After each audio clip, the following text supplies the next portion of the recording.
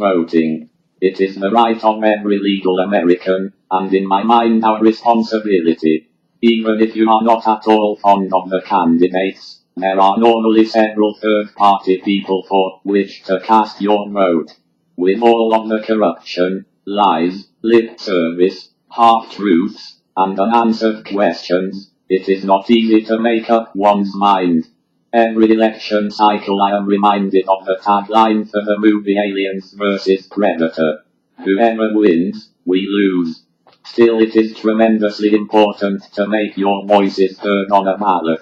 And a different, or unpopular party, Libertarian for instance, is not a wasted vote. Just a way to have your voices heard. And this election cycle the voices of many Americans were heard. Far too few voted in this election. If more had voted, then maybe the outcome would have been different. Either way, we now have a new president-elect.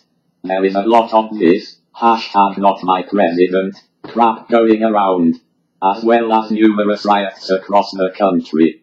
I am here to tell you that I understand your frustration. But get over yourselves. Seriously. Move on.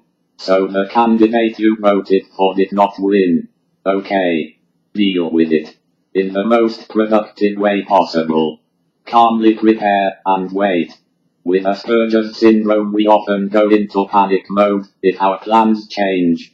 Our heads are filled with nightmare scenarios. We calculate, postulate, and plan for every horrible outcome.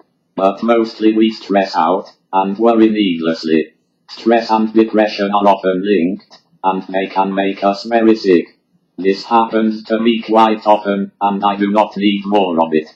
To me there was a number of concerns with both of our candidates.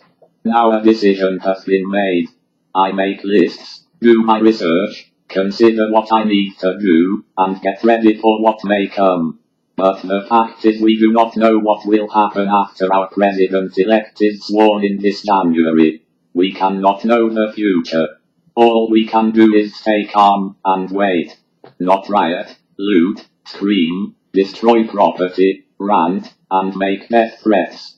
It does not help anyone in any way, and makes things far worse. Violence will incite violence. Let us simply calm down and see what happens. It is important to let out emotions. I know that better than most. However, in this case it really is making things worse. I think most of the anger is coming from fear. Fear of the unknown future, and feelings of great distrust for our new elect. Understandable. A few things to keep in mind though. 1. People will say anything to get elected.